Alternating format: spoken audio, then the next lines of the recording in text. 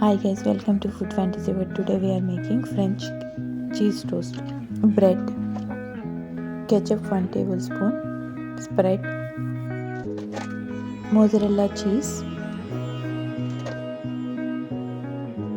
egg 1, salt as per taste,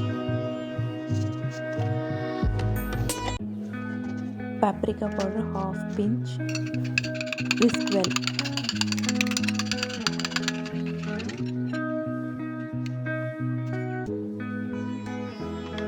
Oil, cook on both sides until done. Cheesy French toast ready.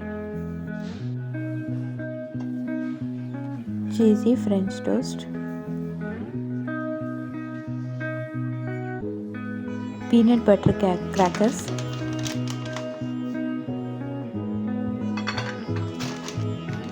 Doritos, grapes. If you guys like my videos, please like, share and subscribe. Please press bell icon. Thanks for watching. See ya. Bye.